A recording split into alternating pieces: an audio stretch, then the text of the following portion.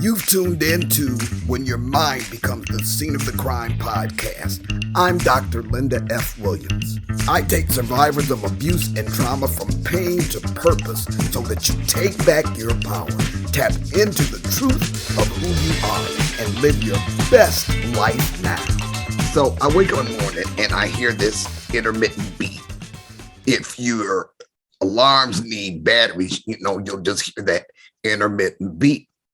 So I was confused because I'm hearing this intermittent beat, but I'm seeing this haze in the air. And so I'm walking around. I live on 3 levels. You enter on the main level, then you have the finished basement, and then you have the upstairs bedrooms. So I'm upstairs and I said, okay, where is this haze coming from?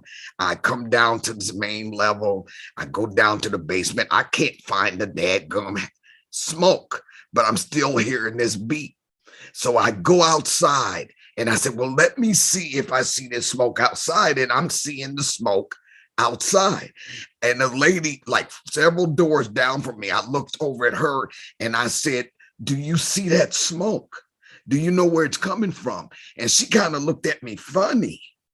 And she said, no, I don't see any smoke.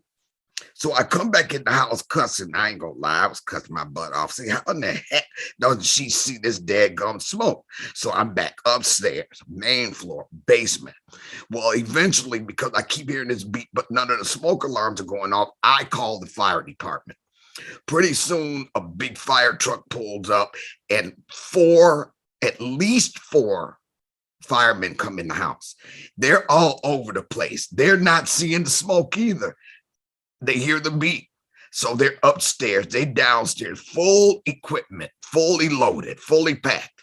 And they come back upstairs and they show me, he said, what's beeping is your carbon monoxide detector plugged in over here. It appears to be not functioning and it's letting you know that you need to replace it.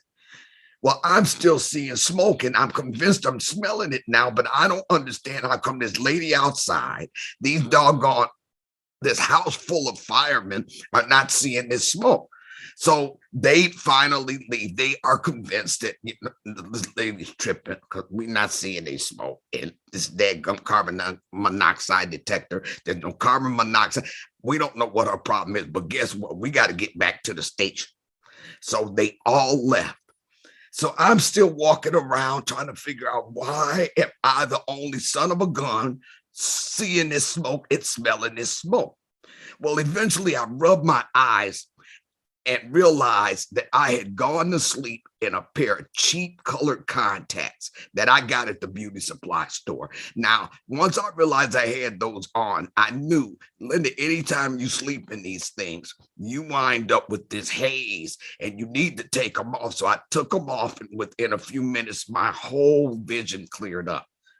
Now, why am I telling you this? I'm telling you this because that's exactly how trauma affects us all. We are wearing these dirty contacts and nobody can tell us that the whole world is not inundated with smoke to the point where we are convinced that we're even smelling it. You can't tell that your vision, your sight, your perspective is off unless there are other people in your life to tell you that. You have to have a troop of truthful, trusted others who you know have your best interests at heart, because there are going to be a lot of times you're not going to want to hear. Couldn't nobody convince me that this place wasn't filling up with smoke. Nobody could convince me that I wasn't smelling what wasn't even there.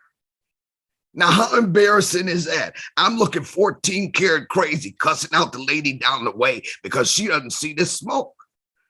Now, that's kind of a funny story, an embarrassing story. But all I want the takeaway to be today is that we all suffer who have survived trauma. We all have our perspectives clouded like that.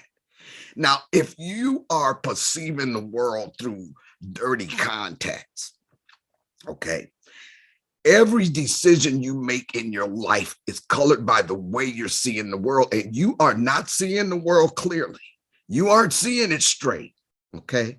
Now, if everything you perceive, if your perspective and everything you perceive is telling you that everything is ZY, but the whole world with clear vision knows it's AB, then you're making decisions based on a false, unreal premise, and it can do nothing but walk you into some more bad decisions. Okay. Now, I went through that. Look, I can't tell you how many unaffirming relationships I've been in. Okay. Relationships with people going all the way back to when I was in college, where I married a guy that was kind of beating me up. Okay.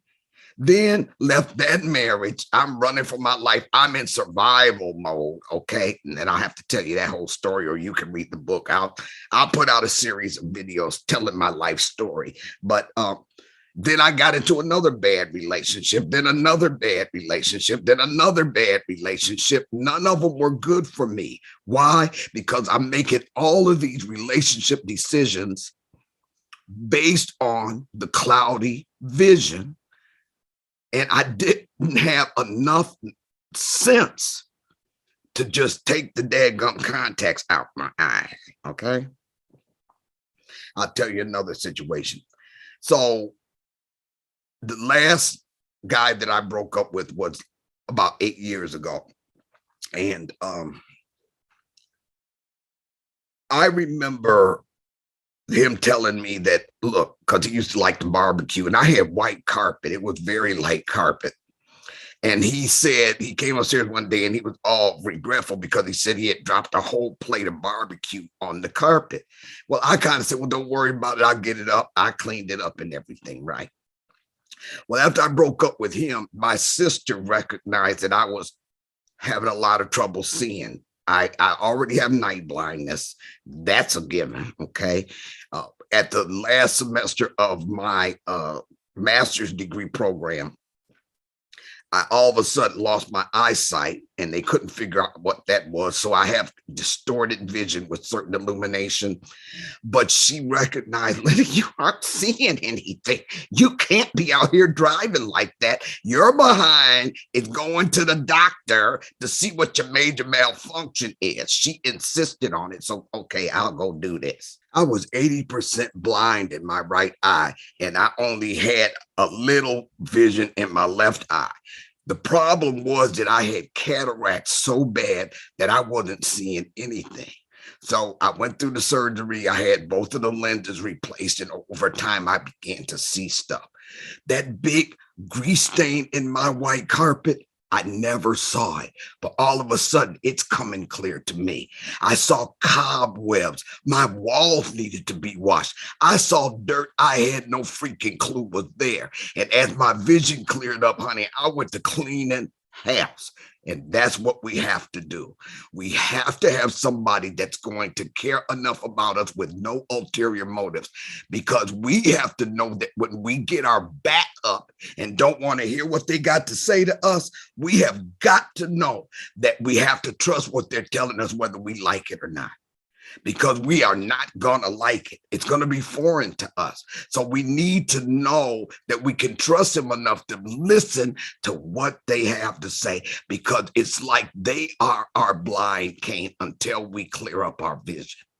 Okay. They're kind of like our seeing eye dogs. Linda, you get ready to step in some crap. I'm telling you now, you need to back off. But see, the deal is this. These people have to have enough backbone to withstand the blowback, because you're going to give them some blowback, and they have to be strong enough not to give a rip about you tripping. I am telling you truth here. What are you going to do about it? Okay. So, hey, that's just a little thing I wanted to share with you guys, some of my dumb antics and everything. I will put a link to a sheet for you to help you to develop your tribe, because you may need a different, truthful, trusted other for different situations. You might need somebody like that in your job, in your career. You might need somebody in your personal life to help you to navigate relationships. I'm not just talking about romantic relationships here. You need somebody to help you to navigate some of the relationships in your career and other aspects of your life. So I'll give you send you to a link that'll take you to a worksheet that you can get that's going to help you to develop your tribe, and take your time with it. You may write some things down, you may scribble some things out, but just know that you need to fill this out over time and find you somebody you can trust, because trust me, if you've been through some trauma, you'd be just like me, walk out here thinking everybody wrong but me, because nobody's seeing the stinking smoke that didn't exist. Thank you for joining us today for When Your Mind Becomes the Scene of the Crime podcast. To contact Dr. Linda, just go to whoseapple.org. That's WHOSEAPPLE.org.